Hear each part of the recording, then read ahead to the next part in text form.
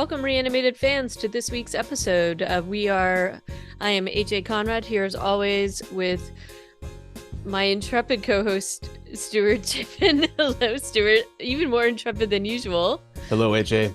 Glad to be here among the living. Battling some viruses today, I suppose. I feel like it's pretty much at peak right now with like a triumvirate of different things going around. So yeah, it's hard to even figure out which thing you have at this point. Like you have a COVID test, but you don't have an RSV test or a flu test. Right. So we've ruled out like 33% of what might be ravaging my household right now. But there is a flu A/B test, but if it's something else, forget it. So in any case, I hope you're on the upswing and that your whole family's on the upswing, and but in the meantime, we're going to talk about some undead things. So in this case, it's vampires. So we're talking about the first couple of episodes of the Interview with the Vampire series, which has definitely been retooled a bit. And I think some really good decisions here and a pretty good cast. So I'm excited to talk about this with you. We actually have no news today, which is unusual, but that's good since we have 2 episodes to chat about. I feel like it happens a few times a year, but it's always a little disturbing when it happens. Yeah, when there's like nothing, right? So but maybe it's just sort of like the quiet after the storm, given that the OG Walking Dead wrapped up and it's the holidays sort of starting to go into full swing. So yeah, in any case, we'll have a little bit more time to talk about our recap summary. So do you want to kick off the discussion? I mean, I think I should say, I mean, did you read these books when you were like in school? Because I remember reading these in like junior high, I think, or maybe early high school. And that I couldn't tell you exactly when. It might have been high school, it might have been afterwards. So I was thinking like, wow, I really should have reread this book and rewatched the Brad Pitt movie before watching the show, just for that frame of reference. That would have been probably good homework to do, but then again, who has all that time? But yeah, so it's been decades since I've read this book. Don't have super clear memories of it, other than I just, and maybe this is me painting it weirdly in my head, in the rear view, but I remember Lestat being way more evil than he seems to be so far in this show. Yeah, well, so it's interesting. So I was a huge fan of the books in high school. I mean, I thought that they were kind of like yeah, to me these are like beach books and things like that. Like they're lighter, and I mean Anne Rice definitely was in the sort of like gothic horror novel tradition, and she definitely did this with a lot of her series. I remember thinking at the time what an interesting thing it was to build her own mythology around, vampirism, and she did create this really cool world and clearly loved San Francisco and New Orleans, I would say. So even, in addition to the mythology she sort of built around her world of vampires, it was also very much like a love letter to New Orleans and to San Francisco to some extent. And she sort of builds that out also in some of her other series also, which are now getting another series, like the Mayfair Witches. That whole sort of series is coming out soon too. But the Brad Pitt movie, the Tom Cruise Brad Pitt movie, and Kirsten Dunst, right? That was Yeah. I mean, that was, other than a couple of things, that was kind of in line with the story that she told. I feel like this is a reimagining, retelling. They made some adjustments here, which I think honestly were necessary, especially when you look at it through a modern lens. But there's some things that I think that they do. This is a really good cast. I think the cast is excellent. But the biggest sort of like retelling, and the part that I think I was like, well, what are they? When I heard they were first coming out with this, I was like, oh, because there's some problematic things in the books, like like Louis Pointe du Lac is the son of a plantation owner. And so there's that, and there's a whole sort of like subset of things going on with the enslaved people in the book. Lestat is definitely evil, but I feel like in her other books, like her book about Lestat, she paints him in a different light, and you get a little bit more of a sympathetic view, although it is also written exclusively from Lestat's point of view as a response to the first, book, because he's Yeah. so hurt by what Louis has written, which is kind of, he's a bit, he's narcissistic and like whatever. That's So it's that's kind also of what I mean. I do remember the Lestat book. Was it called Lestat? I think it was called The Vampire Lestat. the Yeah. Vampire Lestat. That one I remember being much more Lestat oriented, but the interview I do recall it being, well, yeah, but my memory is quite not what it was. Um, they've made a lot of changes here, obviously, like you're saying. But although when I was talking about this with you before on the podcast, I mentioned that Louis was not a plantation owner, but I guess actually he was. It's just Mm-hmm. that they've like taken the story and moved it forward A 10 little bit. years Yeah. Yeah. Yeah.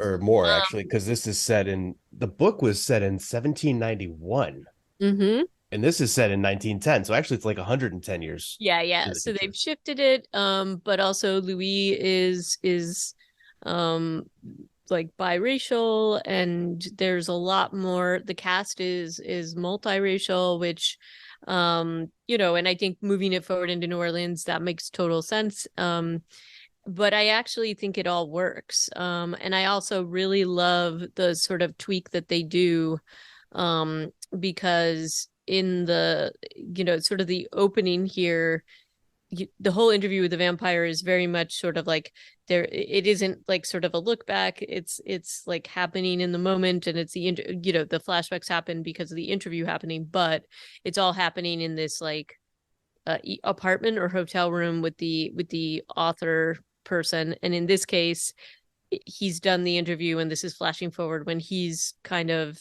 at the end of his life, or having like a pretty significant health issue, but he's in his probably like 70s. Is that what, right? I don't remember exactly how old he's supposed to be. That's But what it feels like. Yeah, you're talking about Daniel Malloy, yeah, yeah, played yeah. by And Eric so Bogosian, who's a pretty interesting actor who's done a lot yes, of stuff. yeah. So that's kind of a cool point of view. So I don't know. I liked that aspect, and I thought that worked incredibly well.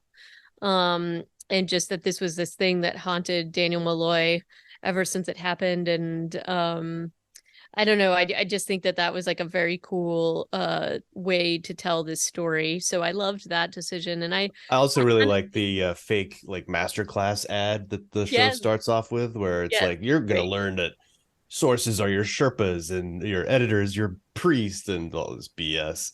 Mm-hmm. You could kind of get a feel that he thinks most of it's bullshit too, as he's Yep. watching his own ad. Yep. And then so he doesn't waste any time and hustling off to the UAE to meet with Louis when he gets the tapes of the original interview.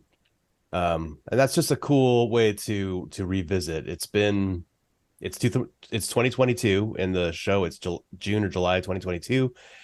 The original interviews were in 1973 or Yeah, 76. something like that. Yep. Um, and there they are just rehashing it, and it's just it's cool. Like they do a lot of work here, without explaining everything to you about how like the original interview kind of broke down with Malloy basically asking to be given vampirism, Yeah.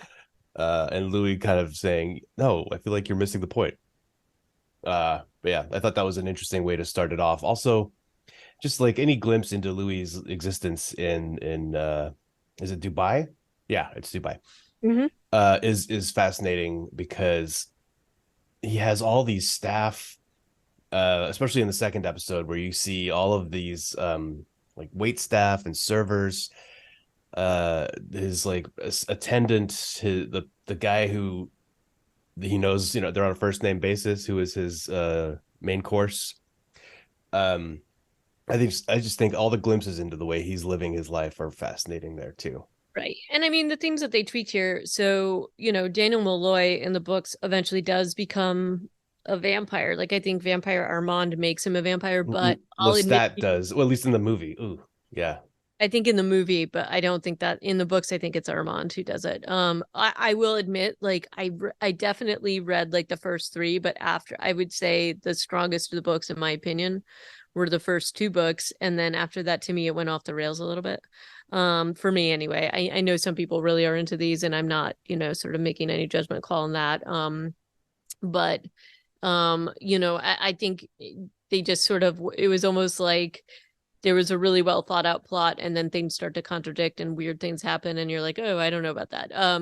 But I kind of feel like that sometimes happens with a lot of these book series and franchises and things like that. And I thought that the Mayfair Witches, similarly, the first two books were the strongest, and then it Mm-hmm. got like, again, went off the rails. And also, she eventually has all these worlds overlap too. So there's like, I think Lestat shows up in the Mayfair Witches at some Well, point. there's a reference to the Mayfair witches even in this episode. Yeah, Well, at least that's what the trivia wants you to think, because yeah, when his brother Paul says about Grace when she's marrying a Baptist and they have to jump over a yep, broom, yep. that they're gonna make her into a witch. But that's like, I think, the extent of the reference to the Mayfair witches. It's just There's really something earlier. There's something earlier where they mention it too, in the beginning. But again, they're I think they're trying to have some crossover here at some point. I think obviously, but I mean, why not? so but in I any case, really like the relationship between Paul and Louis. I thought that yep. that was really well done. Mm-hmm. Paul's obviously a troubled character, and Louis is troubled in his own ways. The two of them are at odds, and yet they have these moments of real like peace and charming, sort of, especially that tap dance scene at the wedding, and the beginning of the roof scene. They're Oh really yeah. sweet. They're really sweet moments.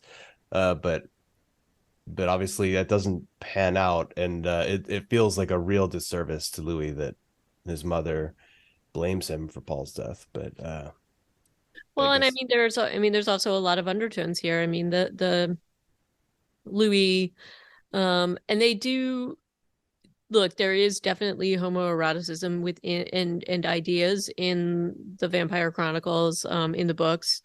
Though this is much more overt in terms of how they talk about it, and how they show it. And even with Louis, sort of like how he's figuring this out about himself, or how you find this out about him, is much more overt, between, um him and, like having needing cover for having some of these interactions, and then the mother's sort of this implication that he's to blame and she knows a little bit, and it's there's some underlying tensions and narratives here that I think were really well done and cleverly done, and really just um interesting and complex. And I thought, just especially with the things with his brother, um I thought that it was artfully done, that it was like such a joyful thing that they both went through and they did the dance, and then I didn't fully see that coming. no.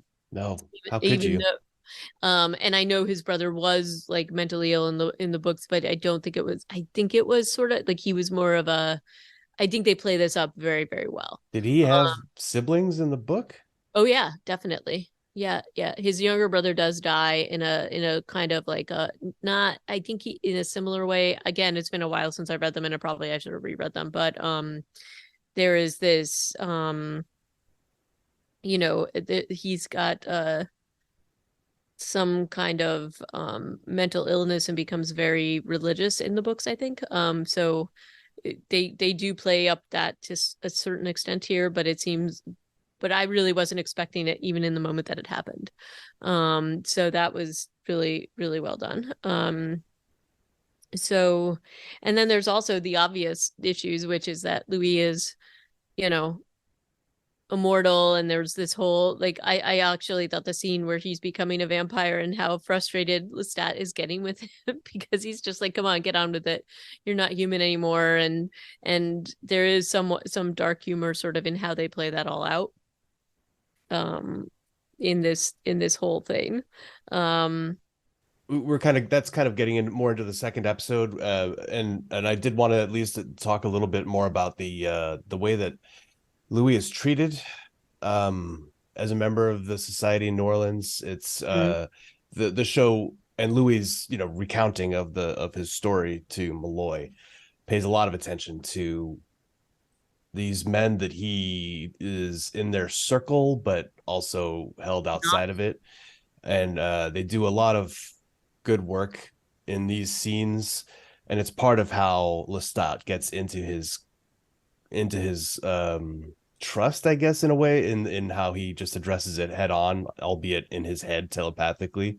Mm. Uh, and I thought that those were really good scenes too. This is the thing, Lestat just continuously, although like their first meeting is really fraught because he's also chatting up Louis, it's not really his girlfriend, it's like his beard in a way. It's this woman that he's admitted is where he is who he thinks he should be pretending to be in love with, even Hmm. though he's attracted to men. Uh, but as they go on, Lestat is continuously making like he's saying the right things over and over again. He seems like such a reasonable, nice guy. Uh, and and by the end of this episode, when he's convincing Louis to voluntarily become a vampire, half of it is like Louis saying, his arguments were so logical, but the other half is this guy can also hypnotize people. So Yeah. it felt a little bit like, well, I don't know which one this is, but I just think that the script and the actor who's playing Lestat, what's his name, Jim Reed or something like that, um, does he's doing a pretty good job of being earnest. I don't know. It feels like a good performance to me. I think it's a very good performance, and I think, part of the whole, Sam Reed, sorry. yeah, part of the whole, idea of Lestat and his interactions with Louis is that um he is very clever, he's very charming, he definitely knows how to manipulate, um but he's also giving attention in a way and talking about things in a way that things that Louis has been hiding for a very long time, and so, or felt like he could not be open about it, so you could feel that sort of like palpable relief when he's actually being open with Lestat, in that, in that first sort of like really intense scene with them where, like, that is something that I thought was really well done. um and I think he plays sort of like the core of what the character of Lestat is supposed to be, and does it very well. And even in the narrative, Louis is like, "Oh, I was being hunted," basically, and you do get this feeling like he's being very careful. And I do think that you feel the weight, or the Lestat has time to play with. Like, he can do this all night, basically, or however long he needs to. Like, he's playing the long game here, so it's not like it's interesting because I feel like they do a really good job of showing sort of the urgency of the timeline to Louis, to that, how it feels to Louis, but also how patient Lestat is. Well, if you think about the timeline of the show, the first episode is probably over a few months. Right, The second is like 7 years. right. So Like it's like just all of a sudden, time is just it like he. fluid. Yep. And there's obviously parts of the story where he's like hasn't gone to visit his sister Mhm. in the time that she's had three babies. Yep. And he's just like, yeah, sorry, I've been busy. Like, Yep. what? You live half a mile away. Like Yep. I find that a little difficult to understand, but obviously not a vampire, so. Right. And then there's also just sort of the things like the huge and glaring differences in their world and how shocking it seems to Louis. But also there's these things that are incredibly attractive, like Lestat, as you said, Lestat saying all the right things in terms of like talking about all the taboo things that nobody wants to talk about. And remember, Lestat is, this sort of like setting itself up to be this really well established sort of noble, rich guy. And you know the sort of society that Louis is not fully accepted in, but is still sort of operating in, and like has actually a lot of power because, all these people who are kind of keeping him out of sort of formal society are going to the different like brothels and things like that he is helping to run. And so, the attraction to Lestat is makes sense, right? And that he's like, oh no, I'm affirming that you are important, and I think he kind of enjoys watching Lestat play with the other people and manipulate them. And um so it's kind of, I feel like the way that they have written this and the way that the story unfolds is really well done. And but then it takes it up to such a notch, like Louis still sort of living by his old rules, like because he's just like, oh, I feel like, he's still struggling with a lot of the things that he's been raised in, and the society that he's been raised in, and his belief system. So like, what to me, one of the biggest like scenes like was when he goes um to the church to confess, and he does feel guilty about his brother's death and things like that, but like when he goes to the church and then can't even find solace there because Lestat is like murdering all the priests, that I thought was just incredibly, it just shows a very different plane of existence that they are both on, right? Yeah, there's definitely So no safe haven in this world, not from Lestat anyway. no. Um, but like, yeah. So in that scene, Lestat breaks into the church, tears open the confessional, murders the priest very bloodily, Mm-hmm. then punches his fist through the other priest's whole head, and closes those doors with his mind, and like slows down time, which we've already seen him stop time, but we're seeing a lot of like crazy vampire powers in this scene, Yeah, yeah, yeah. which I thought was pretty cool. Like it's a bit of a showcase, and a lot of these first two episodes just go to show you vampire powers, what they can do. And I thought that those were good. Those were educational. But this scene, that's the church scene specifically, is kind of where he just puts it all out there.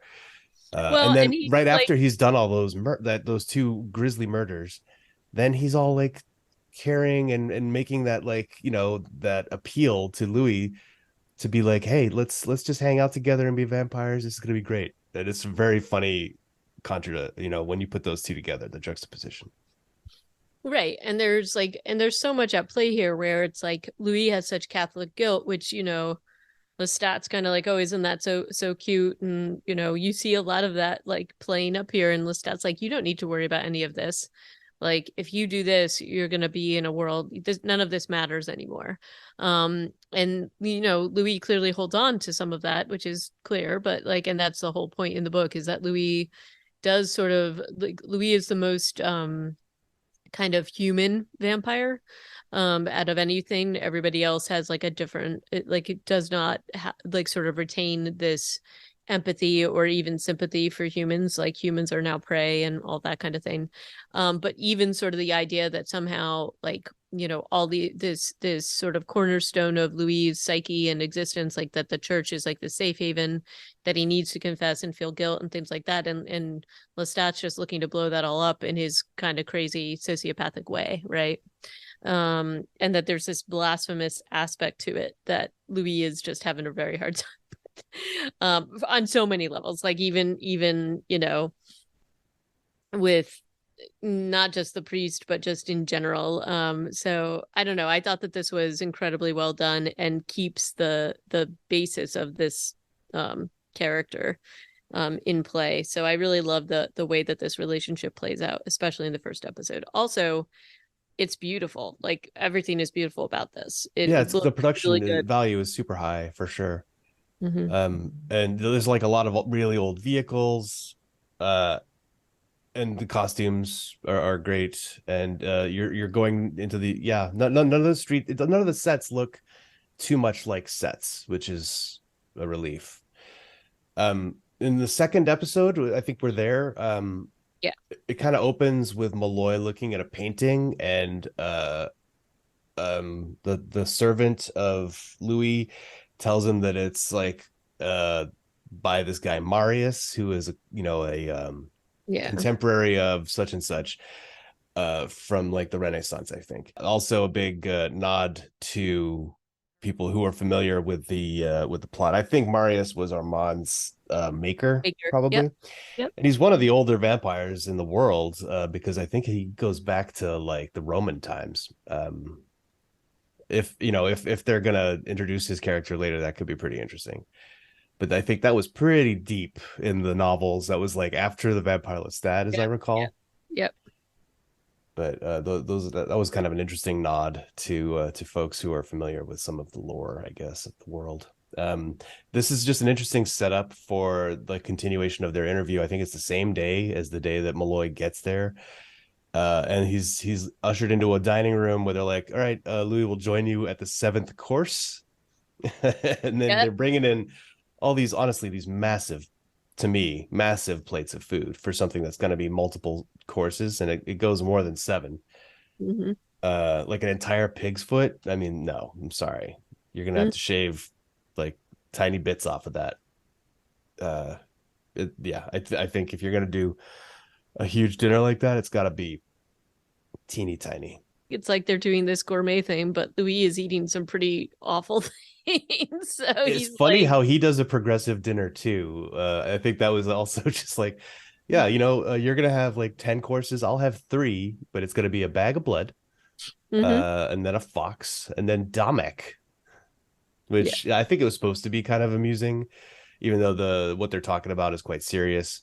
Mm-hmm. Although the scene with Damek is supposed to be comedy, I'm pretty sure, because he's just like, "Hey, how do you like Dubai? You go to Kite Beach. There's kites there," which is just kind of funny. And then he gets up and tries to walk away and falls over because he's lost so much blood. And you're just like, "Yeah, this is Damek is funny, I guess, even though he just got drained of blood by a vampire. It's hilarious." Mm. And then, this is the whole this is the episode where it's like they talk about how or they show how Louis is learning how to be a vampire, like his new powers. Yeah, to this end, I feel like Jacob Anderson, the actor who's playing Louis, has changed the way he walks in this Yes, episode. definitely, definitely. Like he's embodied like a new persona, a little more predatory, and I thought that was an interesting, maybe a little too on the nose, but it was just noticeable, and I liked it.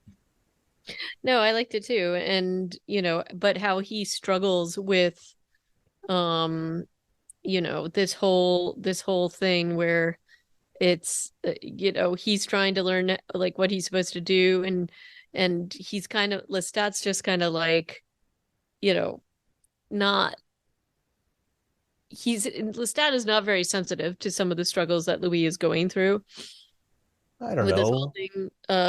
Sort He's so patient with it in a way, right? Like the only time he like yells at Louis is when Louis actually yells at him mm, about the tenor, which honestly, I love that whole opera situation too. But yeah. that's been a whole episode, and it's been like 6 years if Hmm. in their timeline of them going back and forth, and Louis kind of constantly moaning and groaning to Lestat, and almost every time Lestat is there to be like, "Don't worry, this is going to be great. Let's do this, let's do that. I've got you." I mean, maybe he's not like meeting Louis where he's coming from, but Right. he's at least being, to me, very patient. It's kind of funny because Lestat's like, oh, why? Like, you should be enjoying playing with your food almost, right? Like, because Lestat really enjoys like the hunt and the tease and doesn't really fully get why Louis does not. Um, and I do think in this way they are showing much more of a sympathetic view of Lestat generally, than they do in the book. I feel like an And easy fix for this for Louis or Lestat to notice that Louis needs a little nudge would be to find bad people, right, right, because right. like their first guy that they go after, that Like a salesman, farmer, the salesman guy, it's a right? Like he's tractor a tractor salesman who's salesman. like talking about his daughter. Like, of course that's gonna be tough for a new guy, you would think. I don't know. Like find somebody on Liberty Street, or somebody who's less sympathetic. But Yeah, yeah. So there's that whole sort of tension. Um, and and then there's a lot again, there's like a lot of like mischievous sort of hunting and just like this dark sense of humor that Lestat definitely has. Um, and he does like to tease Louis, even though he is patient, but he does like to tease him quite a bit. And so there is that whole thing, but he's really, but he is, I guess, yeah, you're right, he is like patient with him, but there is definitely the sense that they are not understanding each other at all. Like, you know, like Lestat is like, he's basically like, I don't know quite how to describe it.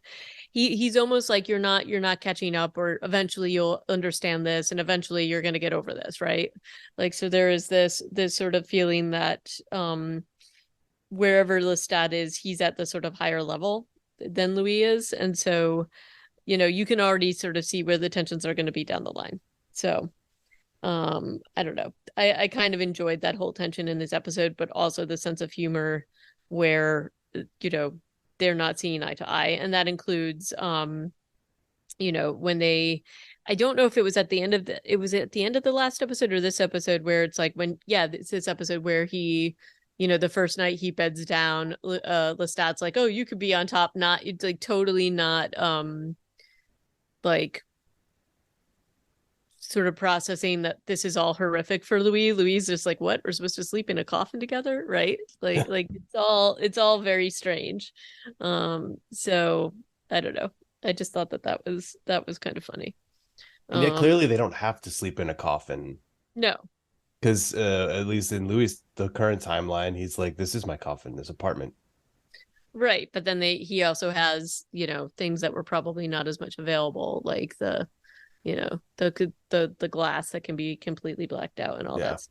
there were some interesting elements of this episode, like with the tractor salesman, and when he's finally going in for his very sloppy first attempt, Mm, and Lestat saying to him like, no, don't bite the blood.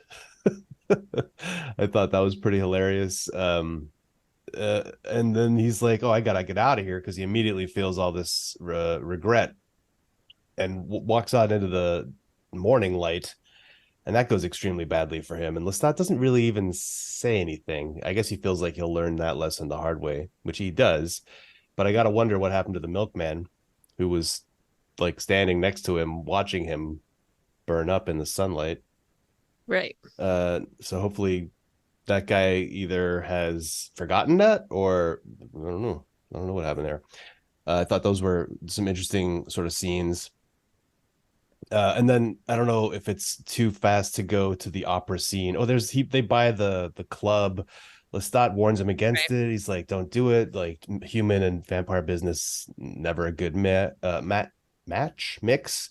Right. And you don't want to be too much in the spotlight. And so that's kind of it. He's like, you're supposed to be operating sort of like on the outskirts in the shadows so that you don't draw a lot of attention. I feel like running a club is exactly what a vampire should do, though. Yeah, maybe. If they, I don't know how Lestat still has money. Maybe he has investments, but he says like, we have all the money we need. You don't have to do anything, but he helps Louis buy the club, and finally he can stop calling Mr. Anderson Mr. Anderson. I think he just calls him Dan or something in this Mm, episode, which is good. And he kills a guy for being too patronizing to him. And yep. it is nice to see him be able to come around on that, even though Lestat actually gets pretty mad at him for killing that guy, because he's important. We haven't actually seen any of these kills, these murders, come back on them yet. Not And I, yet, but and I I feel wonder, coming. yeah, you think it's kind of like, yeah, they're literally shitting where they eat constantly, right? Like Right.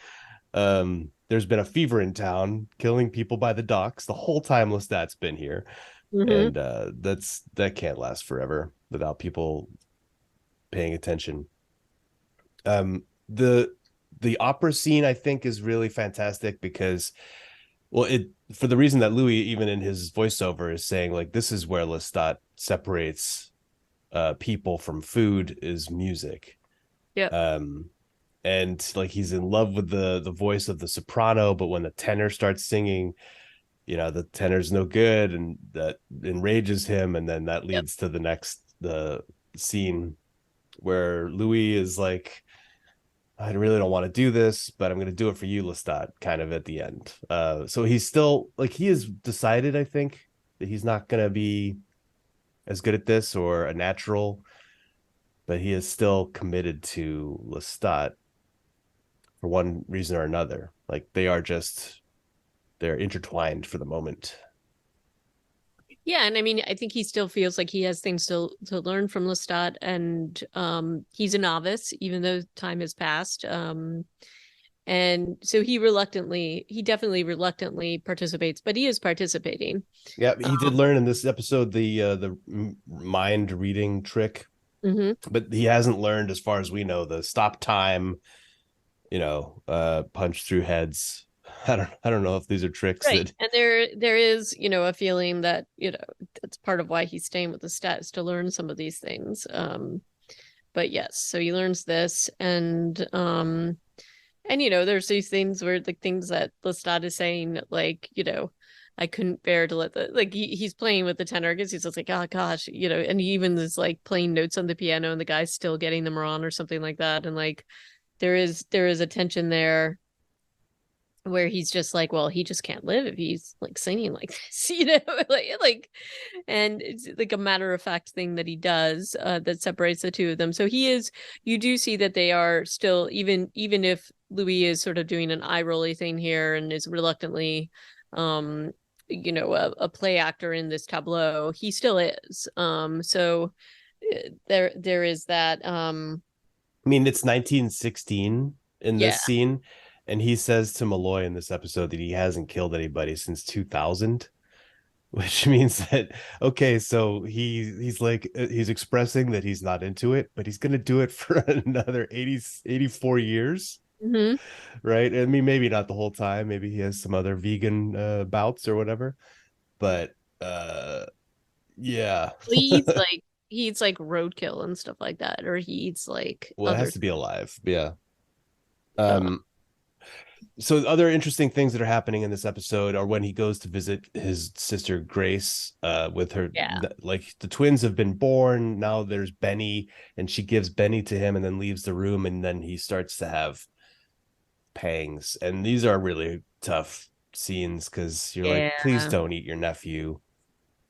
And yet And he he's almost really does. struggling with that. He almost does. He's really struggling with it. Like And he leaves the baby on the floor and leaves the house, which I guess is the only thing he could do, but also, yeah, that would be grounds for like you're not welcome here anymore in my house. right. Um, I gotta say though, babies do smell great, so I could understand if he was just like, this baby smells really good. yeah, They do smell good. they do. But they probably smell really good to a vampire. For Gross. other reasons. There's Uh, also a question here: how many vampires are there? And Lestat says, unfortunately, not that many. Only 100 or 101 now, which I don't know. Um, Again, I haven't been in these books for a long time, but I don't know. Well, maybe we'll well, find out if that's true or not. But Lestat might not know how many there um, are. I think there's yeah. more.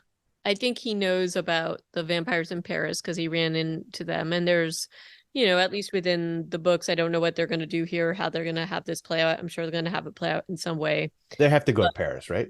right. But just the way that Lestat is living is a big no-no in terms of the vampires in Europe, or at least the ones in Paris, because they're all like, oh, we're gonna live as creatures of the night. We're gonna like Yeah. feed on people, but we're also going to be, we're not human and we're not going to live like them. And these little like fripperies mean nothing to us. And the fact that they're living out loud in the open, I mean, to some extent, Lestat's thing about the business, the human business and the vampire business is a little of a throwback to that. And like maybe that does have him on edge for this reason, but we'll have to see how this plays out if is the same. But, you know, Lestat is basically a rogue, and at least if they go by what the books did, he was made a vampire by somebody who was also kind of an outcast, and so never learned what he was supposed to learn as part of like a vampire coven or something. So he's kind of doing his own thing, living this sort of like dandy lifestyle with Louis, and I mean, I think he's lonely, which is why he made Louis. But you're also, I think, supposed to have permission, and there's no like he shouldn't be making these decisions on his own. So, um, maybe he's making up how much he knows or how much he thinks he knows just to sort of placate Louis, and that's probably what's going on. So, you know, that's how it's going to be. I do think that the way that they show the thing with the nephew was powerful, and also there's always this idea like why people can't, they have to separate basically from their former lives and humanity, and I think this was like such a good illustration of that, right? So, and that he's other, and you know, like it's horrific to him, and it's horrific for him that he is like feeling tempted by this whole thing. But also he like consciously went over to their house for the first time in years, and Lestat says later, like, you had been skipping meals, like this is why this happened.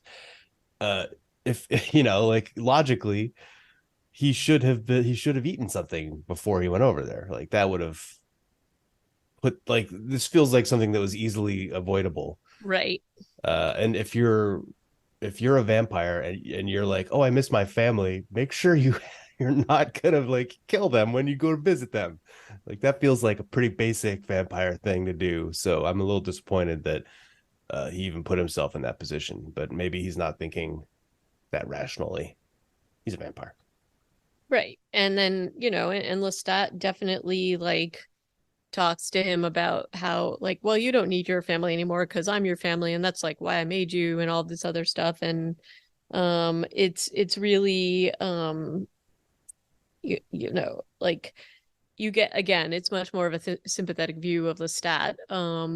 But there's also like an impatience that he has because he doesn't understand why Louis can't just sort of cut this all It's off. been 6 years. I don't feel like it's impatience. I feel like it's frustration, maybe, but that's what I'm saying. Like he's gone above and beyond, I think. And I think they probably do need to just get out of New Orleans. They cut ties with Louis' home. That might help, right? Yeah. Yeah. But yeah, like there's yeah, like this book and this story has always been about like how Lestat appreciates Louis' tenderness. Mm. But I also feel like, I mean, and he talks about how you are a challenge every single day, and that's what I love about you. Um, I just feel like that would be so exhausting to Yeah. be so dedicated to this person who just is kind of like fighting you on every step. Right. And I mean, I think there's also, the feeling Lestat's like, why aren't you enjoying life? Come on, stop being depressed. I've given you this like amazing gift. Let's go and enjoy and just have fun. And but maybe that's part of the tension, is that because Louis is still tied to humanity, maybe that is something that Lestat actually likes. And it's different. And one of the things about Lestat that, you get is that he gets bored very easily, which is why he's always doing these incredibly like sort of elaborate little tableaus and play scenes with humans. But it's but in any way, again, I think that they do, despite the fact that they have reworked some of this and reworked some of these things, I think they do an incredibly good job at keeping the core of what these characters are supposed to be and showing that tension with them. Even though I agree, like I do think Lestat is like definitely much more sympathetic in these throughout, and again we'll have to see what happens next. Also, like Lestat does talk about traveling, so I think we'll hopefully see a little bit of that. And I think they have to end up in Paris, though. I don't see that. I think that would be too much of a key thing to cut out. I'm Although pretty maybe, sure that there is a cast member for Armand, and there's a cast member for Claudia. So I'm pretty sure that that's right, but they talk about Rome, so maybe they yeah. read it and have it in Italy instead. I don't know, but like, Yeah. that was such a huge piece of this. And but we'll have to wait and see. So, and it's Lestat de Lioncourt, so it's like he's French, so one would imagine they have to end up back in the He, hometown at some he point, is right? French, but he drops Italian like it ain't no big deal too. Yeah, He's yeah, he's definitely multilingual. I'm loving this show. I feel like it's telling a story that I'm familiar with. but it's but telling it in a new redoing it in way. a better way. I liked Yeah, it a lot. And I think that the interactions between Louis and Daniel are really awesome. And it's a nice juxtaposition between modern day. Um, Louis and and Daniel. oh, sorry, Daniel Malloy. Louis Oh and yeah, Daniel. yeah, yeah, yeah. Malloy. Yeah, yeah. Yeah. Those are really interesting too, for sure. I think Eric Bogosian is just like has this thing about his the way he looks at people, the way he kind of does these scenes. There's like an emotional kind of rawness there somehow. It feels it feels wild. And at the end of this episode, he like finally kind of opens up and shares something with Louis, whereas he's been kind of semi-hostile the whole time. Mm-hmm. So like we're gonna see that relationship change too over the course of this season of this show. So that's kind of interesting. Well, and I mean, he's hostile. We even see it in the first episode. Well, he's hostile because he's gotten this diagnosis of Parkinson's, right? I think. Yeah, Parkinson's. And he is really angry that he was not made a vampire. Like he wants the gift or Do you he's think he still does? I don't know, but I think we'll Maybe see that's that why he's play come. out. Maybe. Yeah. Maybe. And maybe he just this impacted his life so much it changed everything. And he even sort of says that to Louis is that he kind of he both made him and ruined him. And so I do like that tension, and I think that seeing the relationship between Louis and Daniel, and also Louis and Lestat, that just provides like it's just a fascinating um like watching the two different interactions is really interesting because at least with Daniel, Louis has the upper hand, or it feels like he has the upper hand and more knowledge, and then it's flipped, at least what we see at this point with Lestat and Louis. So it's just sort of like trying to get this knowledge, and Daniel wants to like finish this interview and do like he felt robbed because Louis had taken the tape, so the fact that he sent them back was interesting. I don't know, I think this is really well done and I'm enjoying it, so I'm excited to watch the next couple episodes. Yeah. So let's revisit this. All right. Well, thank you everybody for listening. Would love to hear your thoughts on these first couple episodes or the series in general. We'll be talking about episodes 3 and 4 next time. But if you want to reach out to us, feel free to reanimatedpodcast@gmail.com, or you can find us at reanimated.podbean.com. We'd love to hear your thoughts on this. I'm very curious for people if people are fans of the books, like what your thoughts are on sort of the changes. I'm personally really enjoying it, and I think that this is honestly, to me, a really incredible interpretation or reinterpretation, and bringing it into the modern day and addressing a lot of different things and honestly making it richer. I'm very curious to see what they do with the Mayfair franchise as well, since they also did something with that before. I think they did a couple of things earlier as well, although I'll admit I don't think I've watched them. So Did I you? mean, on one side, I guess they have to bring it into the 20th century to have Louis' story be what it is in this version, but they are making him 100 years younger as a vampire too, True, true. which like yeah, it's probably going to work out. And I think what they're gaining in terms of the storytelling about his It's character better. is probably overall a net gain.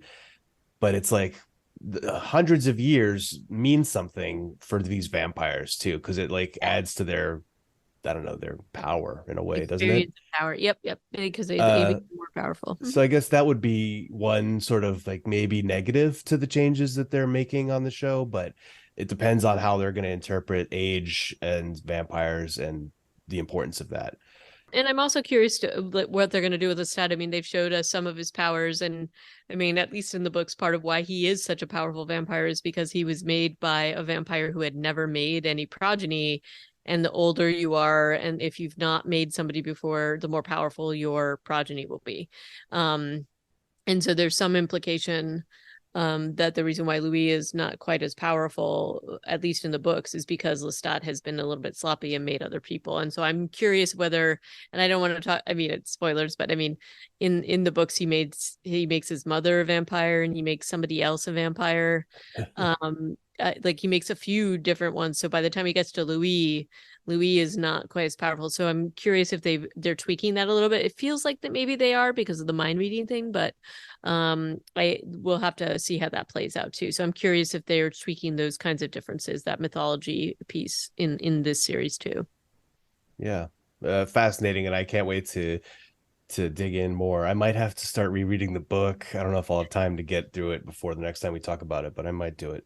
Yeah, it's actually a pretty easy read. It's a popcorn book, and Yeah. that's the other thing is that like it because it is like sort of like a popcorn gothic novel, and that doesn't mean that it's, it is that kind of like there's scenes in it and you read it and you kind of groan a little bit, and like, my eighth grade self was like, oh, this is so cool, right? But now you read it now, you're like, oh, okay, I see what's going on here, and it's but it's still fun, and it's, so, and but there's definitely some things that are very dated within it, Yeah, so. there was, I mean, there's cringe in a lot of it, but it's Mhm. also stuck with me over the Yeah, years. And so like it has a value. There's like an intrinsic sentimentality for me right. with this And we'll have series. to So we'll have to see, but I will try to reread things too, so I'm able to talk about this in a more complex way, but yeah, but looking forward to it, and until next time, feel better, intrepid co-host. yeah, thanks. Hopefully you'll skip this round of